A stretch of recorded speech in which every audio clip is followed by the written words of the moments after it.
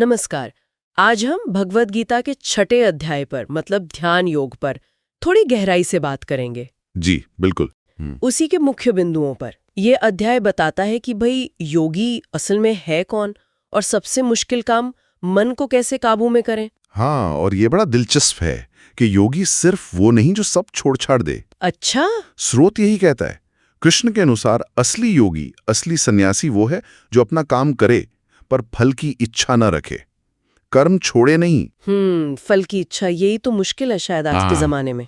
स्रोत ये भी कहता है कि आज का योगी वो भी हो सकता है जो जीवन में कुछ बड़ा करना चाहे। बिल्कुल, पर अर्जुन वाला सवाल वो सबके मन में आता है। हाँ, वही कि पूरी मेहनत की पर मंजिल मिली नहीं, बीच में ही देहांत हो गया। हाँ, तो क्या सब बेकार, सब जाया? इसी पर आएंगे, पर पहले वो मन वाली बात। अध्याय इस पर बहुत जोर देता है कि मन को साधना है। हाँ, कृष्ण कहते हैं सधा हुआ मन दोस्त है, सबसे अच्छा दोस्त। और अगर मन सधा नहीं, बेगाम है, तो दुश्मन, सबसे बड़ा दुश्मन अपना ही मन। बाप रे। तो फिर इसको साधी कैसे? 2 तरीके बताए हैं। अभ्यास मतलब लगातार कोशिश करते रहना, और दूसरा वैराग्य। वैराग्य मतलब चीजों से अनासक्ति, डिटैचमेंट। बिल्कुल, सांसारिक चीजों से, उनके मोहों से थोड़ी दूरी।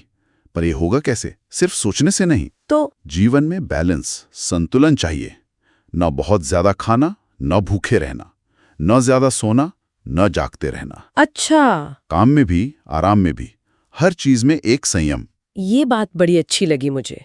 मतलब सिर्फ कठोर तपस्या ही रास्ता नहीं है, संतुलन से भी मन स्थिर हो सकता है। हाँ, वो जो उपमा है ना, दीपक वाली। हाँ, जैसे बिना हवा की जगह पर दिए की लौ एकदम स्थिर रहती है, हिलती नहीं, वैसे ही योगी का मन जब साध जाता है तो एकाग्र रहता है, बिल्कुल स्थिर। और जब ये अभ्यास और वैराग्य से मन पूरी तरह एकदम स्थिर और शुद्ध हो जाता है, उसी अवस्था को समाधि कहते हैं, परम शांति, परम आनंद। वाह। और ऐसा योगी फिर सबको एक नजर से देखता है, दोस्त, दुश्मन, अच्छा आदमी, बुरा आदमी, सब बराबर। हाँ, मिट्टी सोना सब एक समान।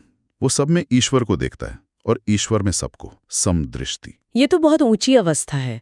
लेकिन हम वापस आते हैं अर्जुन के उस डर पर। हाँ, कि अगर कोई चला इस रास्ते पर पूरी श्रद्धा से, पूरी कोशिश की पर मन भटका, या मान लीजिए मृत्यु हो गई, सफल नहीं हुआ, तो क्या होता है उसका?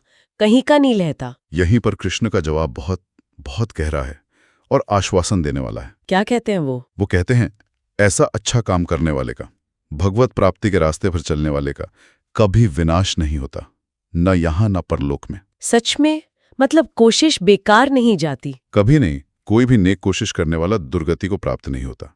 ये आश्वासन है। ये सुनकर बहुत राहत मिलती है। और वो ये भी बताते हैं कि होता क्या है, ऐसा असफल योगी मरने के बाद अपने पुण्य कर्मों के बल पर स्वर्ग जैसे लोकों में जाता है, सुख भोगता है। अच्छा। और फिर पुण्य क्षीण होने पर वापस पृथ्वी पर जन्म लेता है, लेकिन किसी अच्छे पवित्र परिवार में या फिर ज्ञानी योगियों के कुल में, ताकि माहौल मिले। बिल्कुल। और सबसे बड़ी बात, पिछले जन्म की जो साधना थी, जो समझ थी, वो बुद्धि, वो संस्कार, वो साथ आते हैं। वो खत्म नहीं होते? नहीं, वो फिर से जाग जाते हैं और वो अपनी यात्रा वहीं से आगे शुरू कर सकता है जहां पिछले जन्म में छोड़ी थी। तो मतलब कोई भी सच्ची कोशिश, चाहे वो आध्यात्मिक हो या दुनिया की, कभी जाया नहीं होती, वो आगे जुड़ती जाती है। एग्जैक्टली, यही समझना बहुत जरूरी है। ये हमें असफलता के डर से मुक्त करता है। बिल्कुल, ये जानना ही अपने आप में कितनी बड़ी शक्ति देता है। कृष्ण आखिर में कहते हैं अर्जुन से कि योगी जो है वो तपस्वियों से भी श्रेष्ठ है, शास्त्र ज्ञानियों से भी श्रेष्ठ है, और सिर्फ कर्मकांड करने वालों से भी श्रेष्ठ है, सबसे ऊपर। हाँ। और फिर कहते हैं सब योगियों में भी सबसे श्रेष्ठ कौन? कौन? वो जो पूरी श्रद्धा से अपना मन मुझ में लगाकर मेरी भक्ति करता है। भक्ति योग का महत्व। हाँ जी। तो कुल मिलाकर इस पूरी चर्चा का सार यही निकला कि असली योगी वो है जो कर्म करे पर फल की चिंता ना करे, मन को साधने की कोशिश करे अभ्यास और वैराग्य से, और जीवन में संतुलन रखे। हाँ, और अपने लक्ष्य की तरफ बढ़ता रहे। और सबसे बड़ी बात जो आज सीखी कि ईमानदारी से की गई कोशिश भले ही इस जीवन में पूरी न हो, वो कभी बेकार नहीं जाती। कभी नहीं। वो हमारे भविष्य को बनाती है, भले ही हमें वो अभी दिखे या ना दिखे। बिल्कुल सही कहा।